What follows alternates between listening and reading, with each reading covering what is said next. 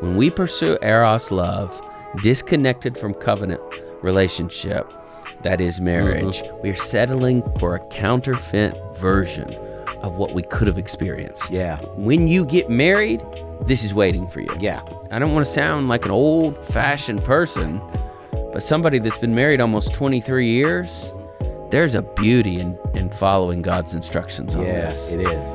Welcome back to another episode of the Chasing Elephants podcast. What up, what up?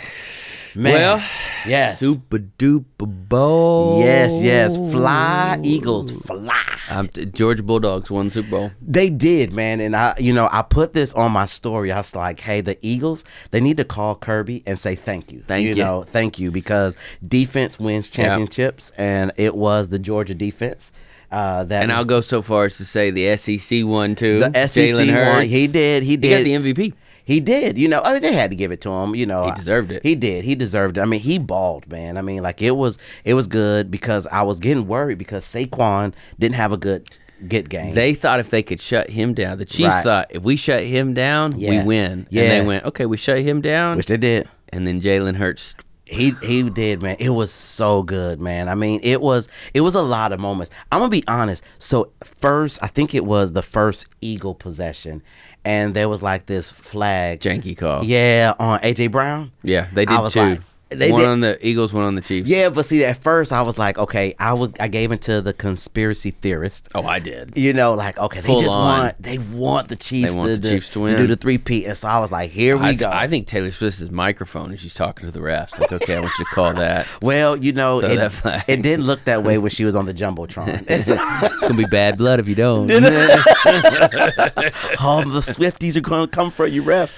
But man, what a game, man! It was a great game, because again, I think the sporting world, there was a little bit of Chief fatigue. There was a little bit of Chief fatigue. It would have been, though, the one thing I like is it would have been cool for, I mean, Mahomes is the greatest athlete on the planet. Yeah. It would have been cool for them to get the 3-peat just to say, okay, can anybody else ever do this? Right. Like, this is now the new standard. Yeah. But then the fan part of me was like, I want the Eagles to win. I did too. I thought it was a great story. They talked about how Jalen Hurts, he had in his phone the picture of the confetti coming down. And him watching it. Yeah. From when he lost 2 years ago. Exactly. Yeah. And so that was kind of like the motivation deal and stuff. But it was a good game. And hey, listen. Was your favorite part the halftime show? I know it was some commercials. But hey, listen, there was a lot of conversation. I won't say controversy. I would say conversation around the halftime show, and there was a lot of messaging There was a lot of messaging in the halftime show that I don't think people really understood. If you're not in like the hip hop world, I didn't understand. I'm gonna just say full transparent moment, because I was texting you and Brian last night. Like, I didn't understand half of what was sung, or rapped, or said, or done. All I know is the choreography was breathtaking. Right, yeah. I think Kendrick Lamar's command of the camera was amazing. And I think a lot of that comes down to the age in which he's come up in, and performers and their relationship with the camera. And then also, I think it comes down to the fact that he didn't do a wardrobe change. Yeah. So he held the camera the entire time. It didn't have any awkward moments. I thought the Serena Williams doing the crip walk was savage. Very savage. I thought Zaw was not the most, like, she's a very talented artist, but that one It didn't connect. It didn't connect. Yeah. The rest of the show was just the dancing, the choreography, but there was some junk in there, man. Yeah, it was. I mean, so it was one of those things many people don't know. There's this beef between Kendrick and Drake, and it was just, I mean, I think the storytelling part with Samuel L. Jackson, I thought that was kind of cool or whatever. And I think Kendrick kind of fed into what had put this one song on the map in 2024, and you and I, we've talked about this off camera stuff. I am, as a person who I am a hip hop head. I love hip hop, and all that stuff, but I don't like the perpetuation of beef, negativity. What were you talking about? I mean, it climaxed with him calling somebody else. Yeah, call them out. Call them out for being with minors. Yeah, it was a lot, and there was a lot there. So I know that for many who probably watched it didn't understand it. My wife and I, we looked at each other like, we're kind of old now, because we had the volume up and stuff. I mean, I knew just from just being familiar with Kendrick and the journey, the music. I knew some of the songs, so I knew the context of the song and everything, but I couldn't hear it really. I don't know what it was and stuff, but man, listen, that's okay. Yeah, they had Lauren Daigle sing before America the Beautiful before the Super Bowl. So that's okay. That's how they balanced it out. Like, okay, we're gonna go and capitalize our halftime show by using the beef between Kendrick and Lauren Drake. Right. It's okay because we had a Christian girl sing America the Beautiful. Yeah, I mean, here's the thing. The music world is so eclectic and so diverse, and I mean, I have in the history of Super Bowl performances, like there are people like the Michael Jackson Super Bowl. I remember it. Yeah. Like there are some Super Bowl performances that are epic. You can never forget Whitney Houston singing the Star Spangled Banner. You know what I mean? Like so there's been some epic. The national anthem. I mean, I'm sorry, the national anthem. Yes, the national anthem. But so there's been some epic moments there in the Super Bowl, and there's some epic fails. You know what I mean? And so, so was last night an epic moment or an epic fail? It depends on who you're asking, honestly. Okay, let's just go ahead and say this. Okay. As pastors who go, is this an edifying thing for culture or not? Right. The answer is no. Right. Oh, without a doubt. Yeah. Did the ability to put on an artistic show, can we still acknowledge that there was a lot of excellence there? Absolutely. And that some of it was even breathtaking with the color schemes and the flag and how they... Yeah, I mean, yeah, without a doubt. Yeah, and so I think that there's a way to go. Thinking critically, I can still respect that there is a genius at work here. Right. With me also looking at it through a biblical worldview, understanding. Absolutely. Man, there's some bad stuff going on in those lyrics. And there's some messaging, and this is a anti-Christian worldview, actually. Right, absolutely. Am I fair to say that? Very fair. And I think because I looked up like I didn't know the full extent of the beef. I'd heard only what probably most people have heard. Yeah. So I read articles and I'm looking, but then I looked because I think you always come back to lyrics, content. Like you want to know somebody's worldview? Look at what they're saying. Yeah. Look at what they're communicating and how they're communicating. And so I went back. I was like looking up the songs. Yeah. Like I was like, whoa. Jesus, I'm sorry, I just read that. You know what I mean? It's just right, like, It was It is, and I was sharing with you. I mean, there are friends of mine. I mean, there's a guy D1 who has been outspoken about he has a lot of good things to say. The beef there in the music in the hip hop industry and the hypocrisy that can be there and the danger in some of these lyrics for impressionable young listeners who can't differentiate between artistic expression versus what is reality, or, and understanding the responsibility that you have as an artist, to steward your influence properly. And I think that's sometimes, or not sometimes, a lot of times, the disappointing thing for me is... Well, let's go a step further. Yeah. That's why you and I do what we do, is so that there will be an artist, there will be a scientist, there will be an educator, there will be somebody, whatever the field or discipline is in culture, that somebody will go, man, I wish that guy would have said it different or done it different or led different. Or no, I believe that a Christian worldview should lead you to have the highest standard of excellence. Yes. Yeah. I think grace demands more, never less. And so because it does... Like, we should be producing the greatest artists in the world. Absolutely. And they don't have to go out there and be gospel tracks in their presentation. Right. I mean, I'm just saying, their art can be something that elevates humanity. And I think good art creates a sense of longing inside of you. Yeah. And draws that out. And I think if good artists kind of draw that out, and then some artists start a conversation, some artists continue a conversation. Absolutely. And some artists help you finish a conversation. Right. And good Christian artists are going to help stir up a sense of longing, continue and inform a sense of longing, or help even some. We have artist friends who go, and I'm also here if you want to cross that line of faith and follow Jesus. So I think that there's a part of it that looks at me and goes, I I look towards the future and I go, man, I hope there's a young man or lady sitting there going in a session. My dream is to be. Mm-hmm. I hope somebody writes down our session. My dream is I'm going to perform at the halftime show. Yeah. I can't wait to see that. Oh, man, that'd be awesome. So it's not us barking against the dark. Yeah. The world's full of people that bark against the dark.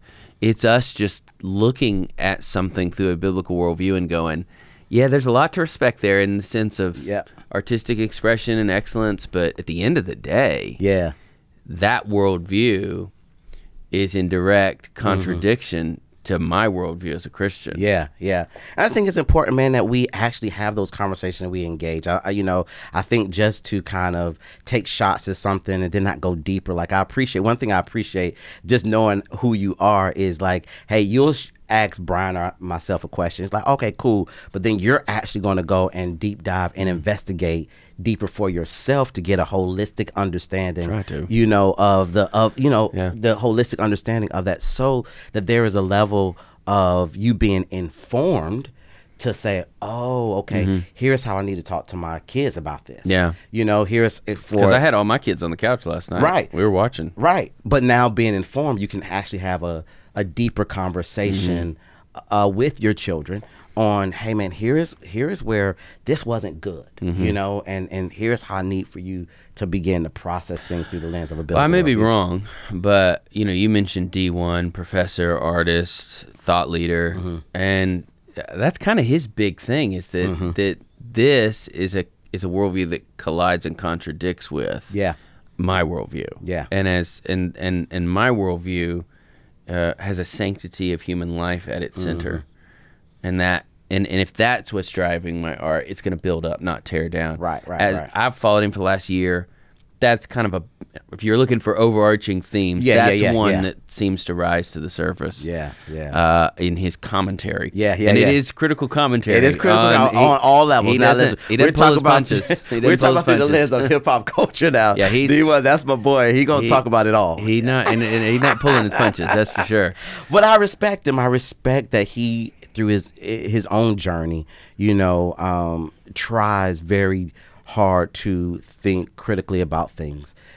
He's unfortunately have taken some shots from the secular hip hop world in particular because of some hard stands that he's taken against secular hip hop and stuff. And so, but well, darkness and light can't coexist. It cannot. That is true. That is true. So, but other than that, it was good. My favorite commercial I have. That's what I was gonna ask. That's my favorite part of the Super Bowl. If the game's not good, it's the commercials.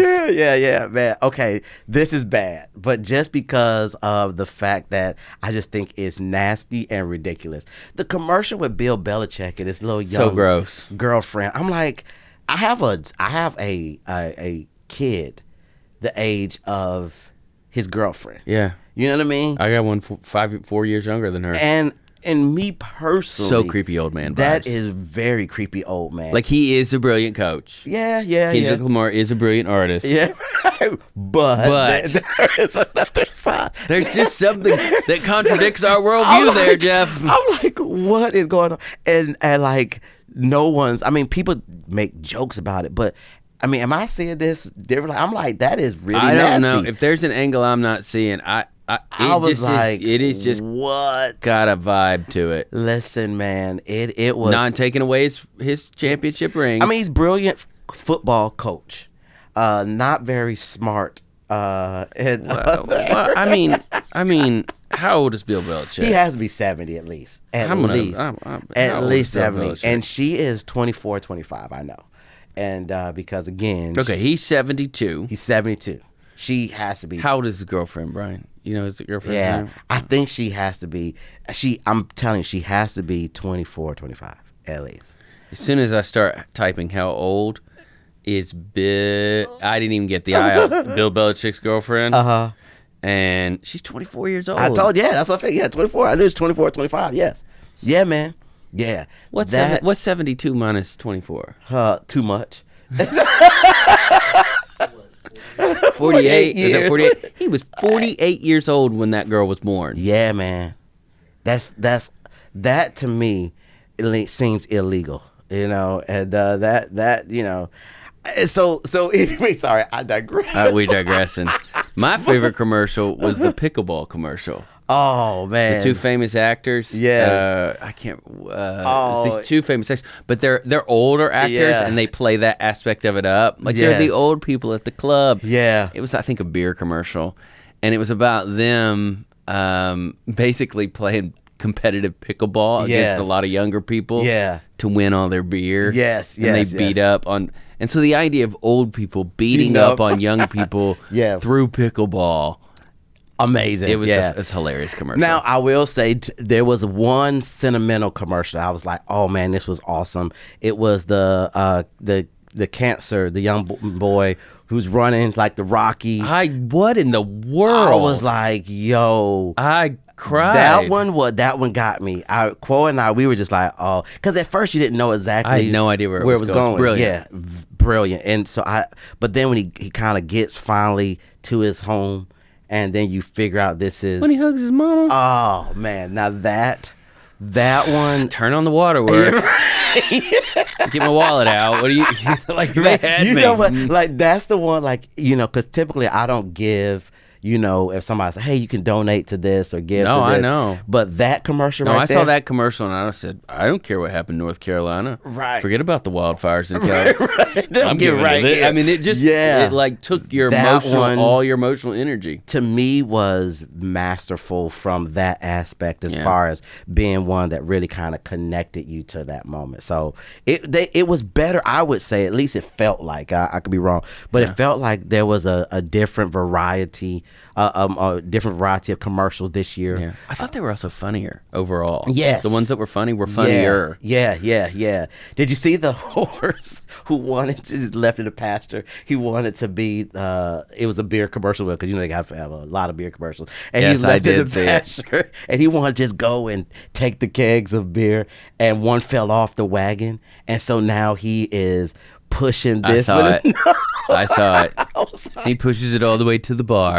Yeah. I was like, and you're like, oh, look at this horse. Now listen, but here is the masterful part of that. Here we are, two preachers who don't drink, leaning into a beer.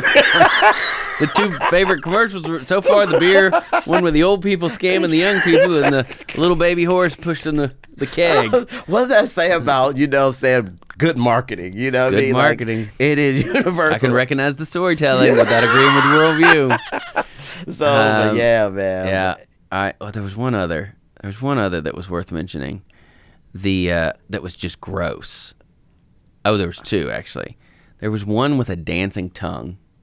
That was nasty. And I saw that. My kids, that was wife, disgusting. I saw that one. What I was am I watching? I can't unsee the tongue that. came out of the mouth and danced on the screen. That was nasty. And then there was the mustache. With the mustache, right? Like it was nasty. You gave me I didn't want to eat food after that, and it was a chip commercial or something. I don't know. Right, but then the eyebrow one with the was that a Little Caesars pizza? I don't know. Yeah, or Domino's. It was one with the eyebrow. Anything with facial hair or tongue. That's not. Yeah, man. So, but I now am really there for the commercials. Like, it really. Well, at halftime, that was all there was to be there. Yeah, right. 24-0. Yeah, so. But, man, so it was good. So, hey. Happy February. We're into February. We are, man. It's actually, you know what? It's Valentine's Day. Mm-hmm. We just came out of our Black History Month episode. And I just want to say before we continue, you did a phenomenal job with Dr. Smith. Oh, thank you. And that was a valuable conversation. If you haven't listened to our previous episode, so we did one episode on Black History Month in which Jeff interviewed Dr. Robert Smith, hero, preaching professor, retired now. Yep. Beast and Divinity. Beast and Divinity for years and years and years. Has written incredible books. One of the great communicators of the last 100 years. Yeah. Really, no, that's not no hyperbole. One of the great communicators. Yeah. But just a kind, loving human being. Yeah. You and I just, anytime we spend with that guy, it's just, I got to have dinner with him last month, and you got to interview him, and it just that was a good conversation. So if you haven't listened to that one, go back and listen to it. But now we're in February. Yeah. And so we've left the Super Bowl, and we're looking towards the Day of Love. The Day of Love. February the 14th is only a handful, tomorrow. Yeah. And so, do you buy your wife a lot of, like, what do y'all do for Valentine's Day? It really, after all this time, it really just varies. Quo's not a person. She's not trying to get into the Valentine's Day traffic, so she doesn't want to go out to do dinner. She's super low key. So we'll may get breakfast or brunch someplace, or we'll do a dinner at home, a nice meal at home, or we actually will do stuff on the off day. So that's so smart. We do that all. Yeah. You're not gonna catch us out on the 14th. Yeah. You know what I mean? Like we're at the house chilling, watching a movie or something. Yeah. But we obviously acknowledge it and everything and do something special. But for us, which I do appreciate, and this is that I'm super husband or anything, but I appreciate that my wife believes and sees that we have a marriage where we're dating on a regular. Yeah. You know what I mean? And so she's like, I don't need a day for us to acknowledge something that we do on a regular, but we'll try to do something to mark a moment. She's super big on she loves cards, and notes and cards. So I always, just some type of note. I'll get a Valentine's Day card or something, but just write. It's more about the note that I write. Mine is too. Yeah, more so than the words of the actual card itself. In fact, Chris, is one of her favorite gifts I've ever given her is I bought one of those long notepads that stays together. Yeah. And I write notes on it. Yeah. A couple days a week. Yeah. And I date it. Yeah. So that because she loves that. Yeah. I grill out some food. I cook. But I got a lot of daughters at home. You do, man. So, that was going to be my question, because we've only had the boys, and so you got daughters. So you have the queen, Miss Crowe, but then you have your little princess and your daughters and stuff. And so what is Valentine's Day in the Crowe household? I'll buy some flowers for each of my daughters. I usually like one rose or something like that. And then I do get a little Valentine's for them, like a little box of chocolates and things like that. And then I grill. Yeah. I do dinner. They know on Valentine's Day, Dad's doing dinner. I might get them like a little, sometimes I'll do a handwritten card. They keep those. Yeah. Or I might buy like a small thing that they, like a little bracelet or just something to commemorate. And so I try to do that. I want my girls to grow up knowing that it's okay to be treated like a princess, and you should be, by the way. Yeah. And it doesn't mean you're not as tough. Right. It just means that you're being acknowledged as somebody who's worth loving, and then going over and above every once in a while to celebrate. You know? I love that. I was going to be my question, because I would imagine, again, don't have any daughters, but I would imagine as a father, you're raising your daughters, who are my nieces, and I love dearly, and but you raise them to, one, see, obviously through how you love Chris, but also how you love them, see what it's like to be loved, valued, and cherished. So as you approach like a Valentine's Day, you kind of answered already, but is there a heightened level of intentionality of saying, hey, let me really make this moment special, so you know what it looks like? Because obviously when they meet a godly man, they're gonna kind of like, hey, my dad was this way. This is how my dad raised me, and I want a man to love me the way that I've seen my dad love my mom, and so. Yeah, I think, you do that with your sons, right? You're going, hey, when you go out and get married, which one of them is, and when you love a woman, this you have a good example of how what that looks like. I think dads are protectors.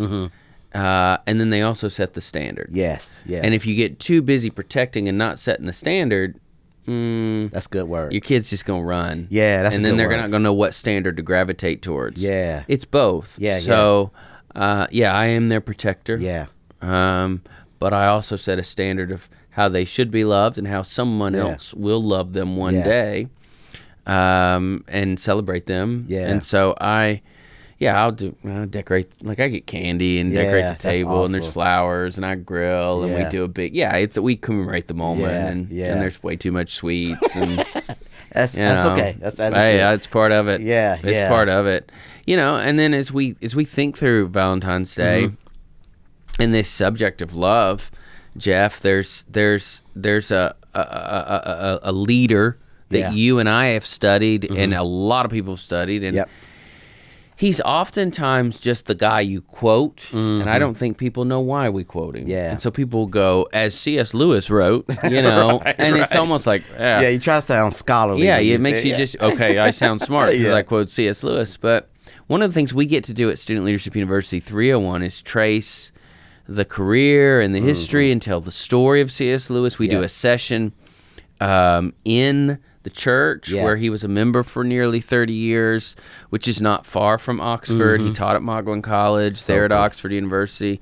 And then during the students' free time, a lot of those students will go out behind that college. There's a really important walking trail back there where he and another well-known author by the name of Tolkien had a very important conversation that ultimately led to C.S. Lewis converting to Christianity two weeks and some change later. And so we get to really study him. There's a pub there in London. It wasn't open this past year. They had closed it down for, I think it was for renovations, but it was the pub where they would meet and they would read manuscripts to each other, chapters of their books together, back and forth. So cool, I love that. So we do kind of to the extent that you can at a conference, we actually go, we jump in. And so this is a life. For those of you that don't know, and you just maybe hear somebody quote him every once in a while, this is a life that fundamentally impacted the trajectory of writing. For forever. Like, in fact, he and Tolkien, I don't know if you can find two other authors in history who so drastically changed the course of fiction. And we're just, there's an incredible book, and I'm gonna I may kill just 2 seconds while I'm finding it. That's good. There's an incredible book that looks at the writings of C.S. Lewis and Tolkien and looks at their storytelling and traces everything about their storytelling to trench warfare in World War I, because they were both in World War I, both involved in trench warfare. So that's fascinating. That's really, really cool. While you're looking at that, man, I tell you, that walk that you lead students on there, man, I have heard so many of our students who have attended 301, talk about the power of that moment. Just to, like, it's one of those things where you're in awe. You're standing there. And you're standing like this. I'm like standing in the midst of a very significant moment in history. And that book's called A Hobbit, a Wardrobe, and a Great War. And it's by Joseph, if I'm pronouncing his last name right, LeConte or LeConte, but Joseph LeConte.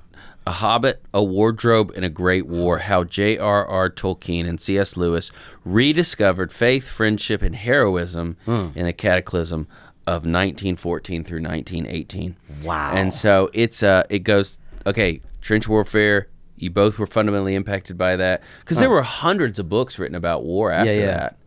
And they were all so negative, which arguably, that nothing wrong, but it was like, this is so dark. This was supposed to be the war that ends all wars. We look up and, you fast forward to not even a couple decades, really, and now there's a Second World War. There's just...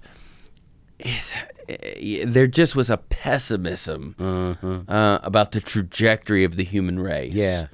And war seemed to be this thing that a lot of authors were writing about, but nobody went, how do we redeem this suffering? How do we redeem this through storytelling? These two authors did. Wow. And so just a quick backstage pass is they both were so disenfranchised with the trajectory of literature that Lewis goes, okay, I'm going to write about we're going to tell stories. You write, I write. I'm going to write about another place. So Chronicles of Narnia. His sci-fi trilogy, which is not as popular as Chronicles. But Other Worlds. And Tolkien goes, okay, you write about another place, I'll write about another time. So everything inside the Hobbit, Lord of the Ring happens on Earth, Middle Earth. So there's this is how we're dividing and conquering the landscape of literature. You tell a story that happens in another place. Right. I'll tell a story that happens in another time. So good, man. And That's so good. We're going to redefine what it means to be a storyteller in this age. Yeah. And it changed everything. So good, man. I love that. And I think that brings great context. I'm sorry for rabbit trailing. No. I don't think that's a rabbit trail, to be honest, because I think especially as we talk about what we want to talk about today, and just anytime someone, because so many of our friends and just preachers and teachers, Bible scholars or whatever, people are always quoting C.S. Lewis, but I think it's something significant of knowing backstory, context, as you're seeing the shaping of someone's worldview. We can appreciate the literature of an individual, but when you really understand the backstory, it gives you a little bit more depth of understanding and to the writing. So Lewis came to Christ later on in his adult life, and he was a staunch atheist at one point. His mother's death early on in his life contributed to his atheism. His father was a cold and distant man. Yeah. He ended up coming to Christ later on in life. There were several factors, including Tolkien, that helped contribute to that. But his journey towards Christianity stopped off in a couple places. There were some big philosophical ideas he wrestled with. He became a theist. He acknowledged that he was a theist before he was an atheist, before he was a Christian, because he literally, when he said that he acknowledged that there was a God that could be known. He called himself, when he became a quote-unquote theist, he called himself the most reluctant convert in all of England. Well, he wasn't converting to Christianity. He was converting he was on his path to Jesus, but he was converting his thinking too. And so once he becomes a Christian, I mean, the stuff that he writes, Jeff, and I mean, Mere Christianity is a classic that every human being who loves the Lord should read at some point. Right. I mean, that's a must read. And it was a series of BBC radio broadcasts during World War II. And after he read it in two sections, two stints, and then after the war, it became more of a book. And then his career, he continues on. His career would last until he passed away in 1963. But towards the end of his career, he writes this book that really we thought for Valentine's Day time would be, apropos to the moment. And that is, he wrote a book on four. It's gonna sound so nerdy, but he was a professor. I wrote a book on the four Greek words for love that are primarily used in the Greek language, and then we see that reflected in the New Testament. And it was just simply called The Four Loves. That was the title of the book. Not a tough. Out of all the Lewis books, that was probably the easiest one to digest. Because he's very philosophical in his writing. The Four Loves, I think it came out in 1960.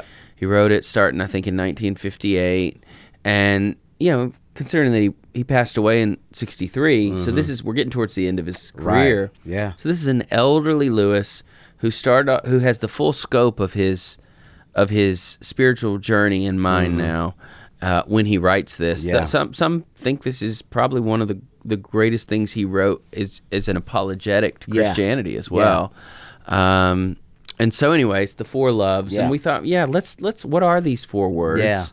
And then we'll land the plane in a few minutes with a couple questions that we should ask as leaders who want our leadership journey to revolve around the right kind of love. And what I appreciated about Lewis, as he's talking about these four loves, and we'll start, just kind of walking through each one of them, is that as he's talking about the essence of them, he also gives some warnings. You got to be careful not to, misappropriate it or use this, or it can be misinterpreted if you're not careful, in a certain way. And I think, so he starts off with the first one. He's talking about Storge, and this Storge love, as Lewis is talking about, is about the affectionate love. It is that love that, you kind of see the natural love that you have within family members, within your family family. You know, the love I have for my kids and my wife, you have for your kids and your wife. He really kind of talks about this from this kind of commonplace of or natural, this natural love that is there. And I think that it, you know, what I appreciate about this one, as he's talking about Storge, he talks about that this is kind of like that very familiar. There's a lot of familiarity there because of the proximity, the connection that is there. It isn't a type of love that you really have to kind of work towards having. Because it's natural. You know when you have it, and you know when you don't have it. Exactly. You know. Exactly. And so really kind of starting there with that one, and I wrote down that I said that Lewis reminds the reader that Storge, through though good, is not self-sufficient, and it must be rendered and perfect by God's love, you know? And so, again, to your point, as he's at the end of his life and looking at things through the lens of a biblical worldview, he's looking at this, then, there's some natural tendency of Storge love, but also we need to also look at this through the lens of, the lens of Scripture, you know, and having kind of like that biblical worldview there. And then the second one is friendship, which is where we get our word. I'm not even going to try to pronounce the Greek word. Yeah. Do you know how to pronounce it? It's Philia. Okay, and that's where we get our word Philadelphia from. That's friendship love. And, of course, Philadelphia is the city of brotherly love. And so that's the love that, like, you did, like you and I love each other as friends. But it's not like I was born and I go, oh gosh, I know I love you, Mom and Dad, but where's the friend? No, it's something that comes as the journey grows. Yeah. Then there's romantic love, which is what most people think about, would associate. Eros, which most people would think about, and that's where we get our word erotic from. But this is a love that, as a Christian, obviously, is reserved for the marriage bed between one man and one woman, and in God's covenant, ideal covenant for marriage, this love finds its place within covenant love in the marriage relationship. But the last one is the one that gets airtime. Right. This gets more airtime. Right. I think it's like 90% of the time the word love is used in the New Testament. It's this word, and it's agape. Yeah, we all know how to pronounce that one. Yeah, we know, right. That unconditional, selfless love, not selfish, but selfless love in there. And so I think that's really kind of, it is, I love the way that Lewis kind of funnels a little bit to bring us all the way down to agape, understand that this is that divine love, that unconditional love, and everything that we do when you go looking at the previous three, it really kind of culminates around and centers around this idea of agape love. Yeah, well, that idea of divine love, and it doesn't mean that you can't go, can I associate paternal love with my understanding of God? There's probably an argument for some of that. Yeah. But the reality of friendship love, and then what about intimacy love? And do I see the imagery of that? Maybe a reflection of that in like the Psalms or something. Right. Maybe. Yeah. But there is my life is incomplete without divine love. And so I look at agape love as a charitable disposition towards another, motivated by the person and the work of Jesus Christ. Yeah. So in other words, yes, I am. It is. There is a responsibility to love here, but if it's divine love, then the motivation for that love doesn't come from something I could conjure up, but rather that's something God has accomplished in me. Yeah. So agape love, when understood that way, is expressed through me, right? As opposed to starting with me. That's good. And I don't think I've read Four Loves probably 3 times in my life. Okay. I don't think Lewis would disagree with that. Go, okay, I'm reading this. Lewis, you wrote about agape love.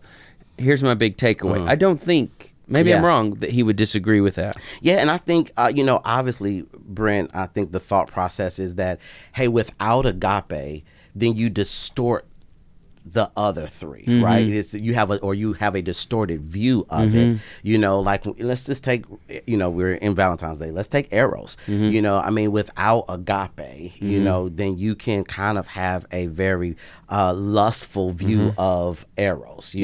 Because as Lewis is talking about that romantic love, he's looking at, obviously through the covenant of marriage. But we're talking about agape and what you're saying through understanding what we look through the redemptive work of what Jesus did on Calvary's cross. And as a follower of Jesus, then we should see, the other loves appropriately and not distort the true essence. Well, let's walk through that for a minute. Let's talk about as somebody who cares about their influence, and of course we think about love first and foremost as a disciple of Jesus. Right. So I'm saying that just to throw it out to beat a dead horse almost. Because I don't want anybody to ever think we try to do that disclaimer constantly. Right. Leadership begins first and foremost at the feet of Jesus. You are a disciple of Jesus first. But if I care about my influence, then how should I look at these other loves? And so I think let's start with affection love. Yes. I think that there's a pretty good argument to be made that if affection love, if this kind of love, the natural love, like when your child was born, you didn't have to go, well, I'm going to get around to loving that child. Yeah. No, there was a natural inclination in you to love your baby when your baby was born. Yeah. Same with me. Yeah. Like there's a natural inclination to love. And by the way, I think the same is true at some point with adoption, because half my kids are adopted. I guess I had to choose first. Yes. When you adopt, you make a choice. It's not like those children were born in your my children weren't in my home. That's why they're adopted. So there is choice, but I'm gonna tell you something, Jeff. I'm not gonna go home at the end of this day and look at Ari girl and go, man, I gotta choose. No, right. The same affection I have for a child for Gabriel, who was our firstborn child that Chris gave birth to 19 years ago. Yeah. I have that same affection for Ari, who's my 9-year-old, who is adopted. Yeah. And so there isn't, because sometimes people like to distinguish between the two, and that's real. And there is some distinguishing characteristics. Yeah, sure. But there's a moment, and it's probably not the same for everybody. But there is a moment in which you do, even when they're knuckleheads. Yeah, right. You go, you're my child, I love you. Like that's just in me now. Yeah. So as we look at that kind of love, I think it should drive us to go, and we're not talking about friendship right now. Right. We're talking about, it should drive us to go, okay, am I honoring my family well? Am I loving my family well? If it's natural for me to love them, am I loving them well? Yeah, yeah. And we teach this all the time at SOU. Like students, you gotta. If you can't love your mom and your dad, you can't honor your mom and your dad. You can't honor those who are in your family. You can't honor those who you're supposed to naturally have an inclination to love. If you've gotten to the point where that natural inclination to have affection for them has turned into an assumption, and so you're just going to be a jerk, then how is God going to trust you with other things? Yeah, man. So when we're talking about the leader in love, and we start with this one, there's a onus of responsibility with affection love. Yeah. And so the question is, am I cultivating that responsibility? And that is it, so that I can be trusted with other things. Yeah. And in the cultivating, what are some practical ways you cultivate? Well, you're intentional about, seeing the value in others. Yeah. Trying to make sure people feel seen. Yeah. Having being empathetic, with people and caring for people. And I think so, as from a Christian leadership perspective, how are we cultivating a caring community? Yeah. How are we are, and I love what you talked about as far as your adopted kids, like choosing. There was at some point there was a choice. There was a choice, yes, but after that choice was made, there was an evolution that happens where you're like, now, and the same is true. You use the word community. That can happen with your community too. Yes. Yes. And so, anyways, let's go on to the next one, because I think there's so much power in this. Yeah. And the next one is friendship. Yeah. So what is the relationship between the leader and friendship? Yeah. And how they love their friends? Yeah, I think there has to be a mutual respect and a shared purpose that is there.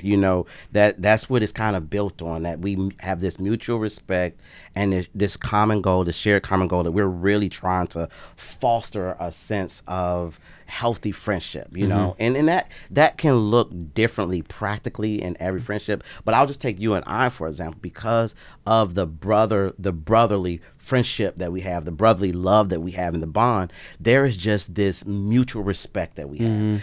And then there's some shared purposes and goals and stuff. You want me just I want you to be a good husband, father. You know, you want to see the best in that person. Yeah. But then even in our workshop, you know, here, you know, it fosters healthy collaboration. Like we're able to really kind of come together, collaborate because we believe the best in one another. Yeah. And there is just something about there's something powerful, Brent, when you can look across from somebody and say, this is my brother. You know, I mean, we feel like Brian, you know, Brian's our brother, you know, and so it's really, really important that you're fostering a sense of accountability. That also, I think, in the world that we live in right now, I think there is a lack of accountability among friends, amongst friends. You know, and and we've unfortunately have experienced that where there's secrecy, but you know. You've had to call people out. Yeah. Private. I mean, it's not like we put them on blast on social or anything, but we've. Yeah, and I think the brotherly love is beyond. Especially like in a ministry setting, an organizational setting, it's beyond hierarchy. You know what I mean? I agree. It's not about hierarchy. It is about, again, this mutual respect that we have for one another. Well, a key characteristic of friendship love is that friends are never threatened by another friend's idea or success. Yeah. And so that's good. If I'm because here's the deal, you can't really collaborate well. You mentioned collaboration. Yeah. You can't do that if you're threatened. Right. You don't collaborate with those you're threatened against. Not unless you're trying to scam them. Yeah. So friendship love motivates me to go, I'm not going to be threatened by your ideas, you do well. Yeah. I want to be the first person to celebrate. Yeah. You know, like you have a good idea. Yeah. Well, we're galvanizing around that idea. Yeah, and vice versa. So health in someone else is not a deficiency in you necessarily. So seeing someone else do well doesn't mean no. As a friend, that's something you celebrate. Yeah. And then you're positioned to collaborate. And here's the deal: you can build a city on this kind of love, as we've seen.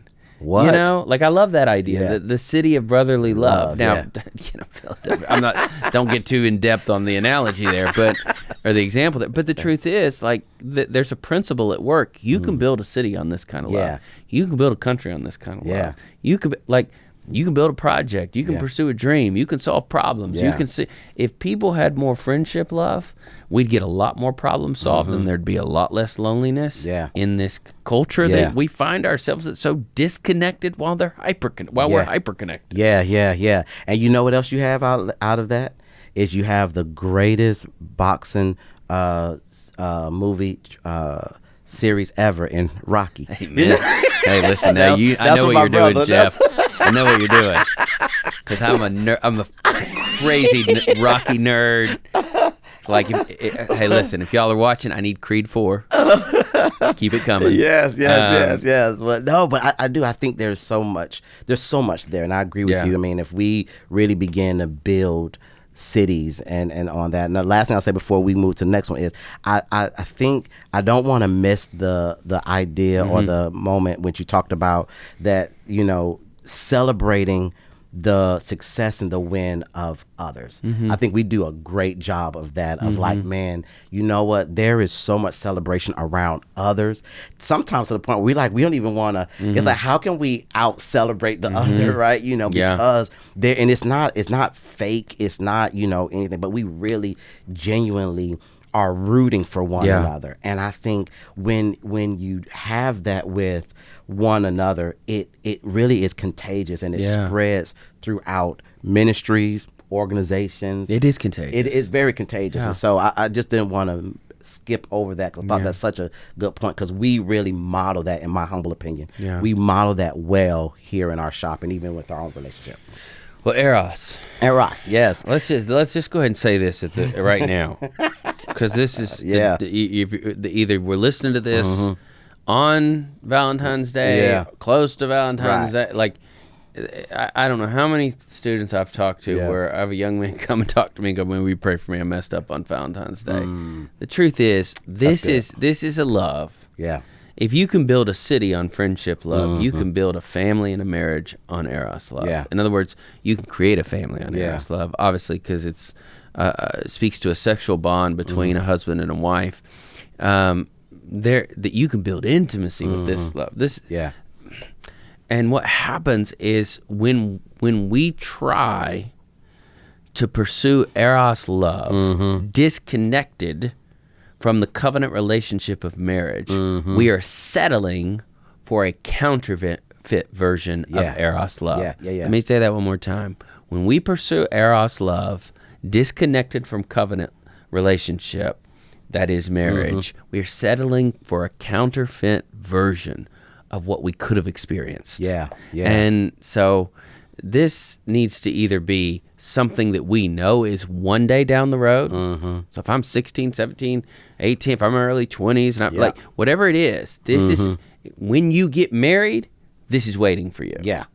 And by the way, I don't want to sound like an old-fashioned person, but somebody that's been married almost 23 years, there's a beauty in following God's instructions on this. It is. And there is what I've discovered, not to get too, I don't want to be gross or anything, but what I've discovered is that there is a growing intimacy. Absolutely. When Eros love is taking place within God's covenant design. Absolutely. And it's a beautiful thing, and I know we can't go too much further, but don't make a mistake on Valentine's Day just because you get caught up in the, man, I know that this is going to, hey, this is part of the human experience, Eros love. It is. Yeah.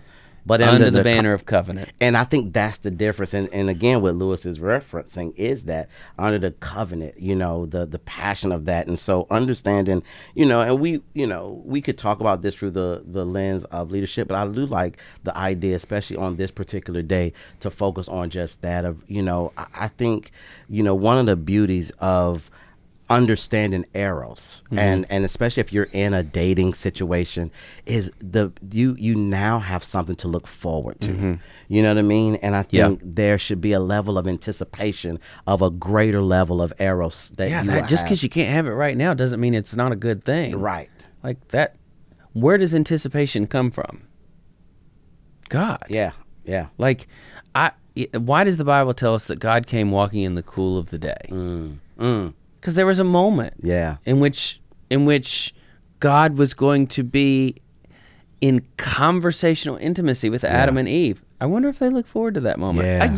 They did. Yeah. So anticipation is not bad by itself. Like anticipation that leads to other things, like looking at pornography and all this. I mean, there's just a bunch of stuff. Like no. Anticipate well. Yeah, because if you don't anticipate well, then actually you hijack what could be, and you get distorted, especially when you start the counterfeit. That's the counterfeit, and it becomes distorted because what you see when you're watching porn is not how God intended for it to be. No, that's just a counterfeit, fake version. Yeah, man. So that I think it's good to understand. Not just a counterfeit version.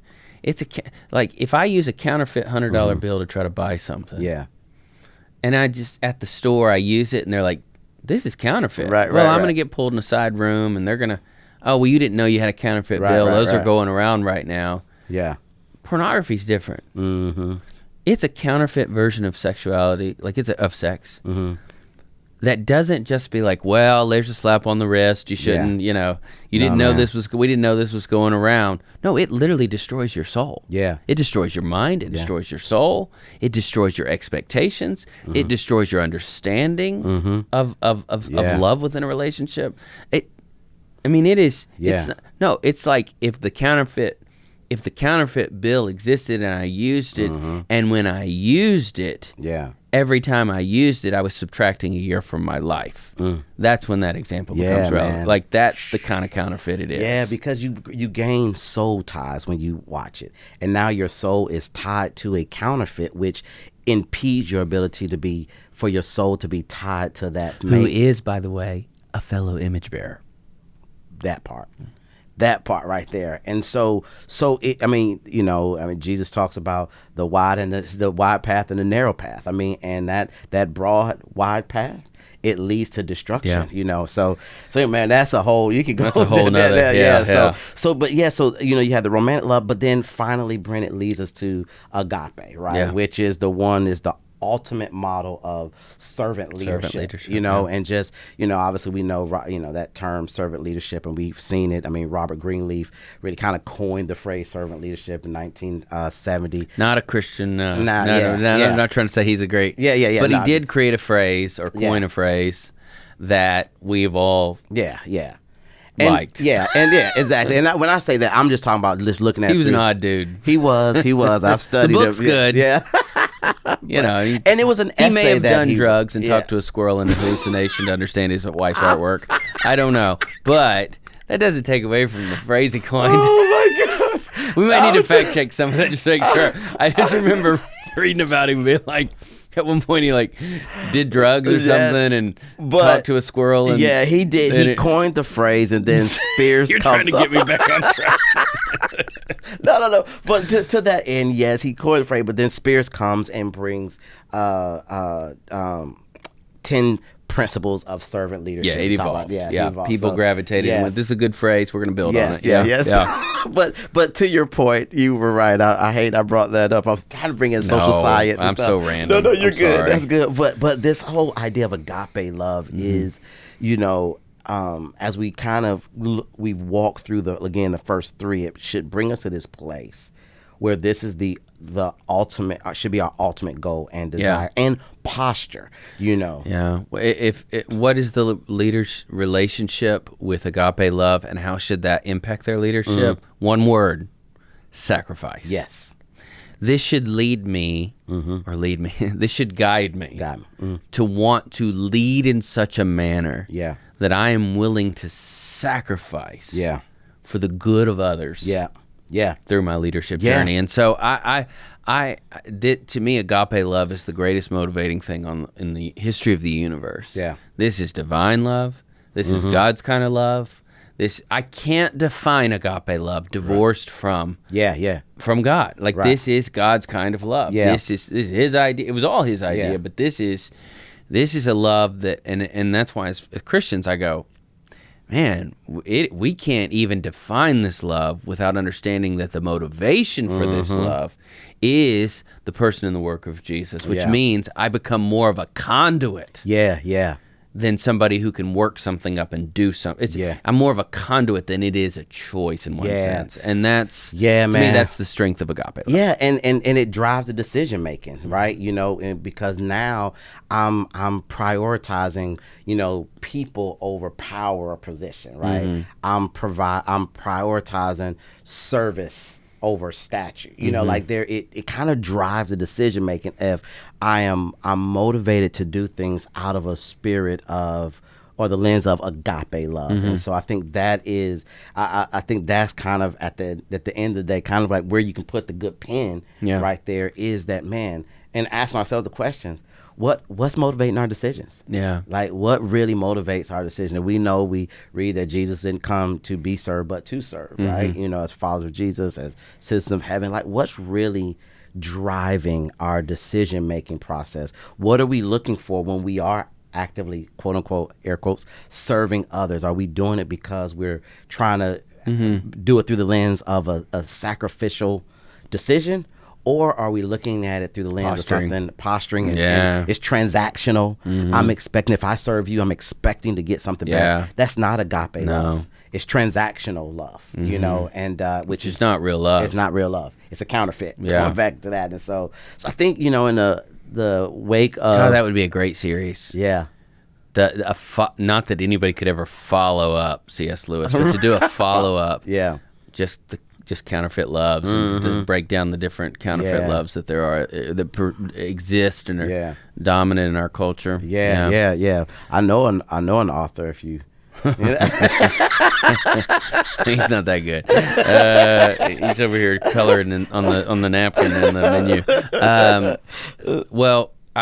So two things that I would take away from C.S. Lewis's For Love by way of application. Number one is to check yourself. Yeah. Like, am I loving well? Mm-hmm. And here are some great categories. Yeah. Number 2 is, am I seeing this love through the lens of growing influence for the glory of God? Yeah. Am I loving well at home? Mm-hmm. Am I loving my friends well? Yeah. Am I loving somebody else well? Yeah. Even if that's future tense, by saving myself for when I'm in that covenant relationship with Him. And am I loving in a way that reflects the heart of God? Yeah. And so those are 4 questions I think that we could use to kind of that can kind of land the plane on this conversation. But I would say this: number 1, if I was off on Robert Greenleaf, I just remember reading an article. But number 2, that's good. Read this book. Yeah. Like, get this on your. You can get a paperback for probably less than $10, but get the 4 Loves. Yeah. Put it on your shelf. Yes. And read it and highlight it and mark it up and go back and. But this is a good one, man. This has impacted. I know you. It's impacted my thinking as well. This is a fun one to read. Yeah, man. So good, man. Well, listen, happy Valentine's Day. Happy Valentine's Day. To each and every last one of you. And until next time, I definitely want you to make sure you share, like, all that other stuff. But you can follow our organization at SLU Lead, at SLU Lead. You can follow me at I am Jeff Wallace, and my brother Brent. At Brent A. Crowe. Until we meet again, wander well and shine like stars. Peace.